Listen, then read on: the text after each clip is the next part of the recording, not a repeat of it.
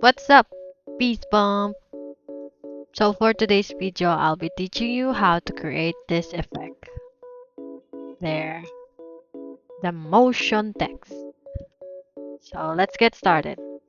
First, you put your assets. Always import your assets. If wala kang extension monitor, organize mo yung assets mo and then import mo na agad dito para hindi ka na hanap ng hanap. And then, once na nalagay mo yung background, add a default text or kung ano man yung gusto mong word, of course.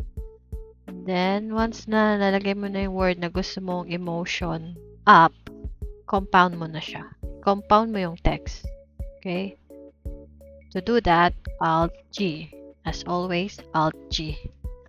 And then, apply mo na yung effect na kailangan natin. Yung player. Search mo sa effect, player. Player 3. Okay? Player 3. Add mo na yan sa favorites kung palagi mo siya gagamitin. Then, apply mo yung player dun sa compound text. Ayan, apply mo na siya. Ganto siya. Ganto ang lalabas. Ayan, meron siyang music. Nung una, ang ginagawa ko dyan, kinakrap ko. Kasi hindi ko in-explore to. But then, I discover na ito lang pala yun.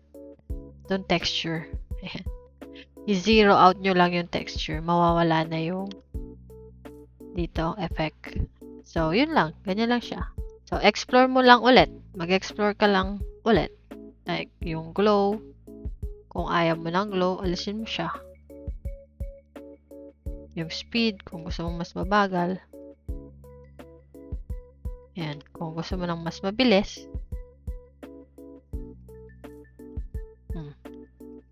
Kung gusto mo ng yan, i-move mo lang siya doon. Yan, explore lang. Yun lang guys. I hope you learned something. Bye-bye!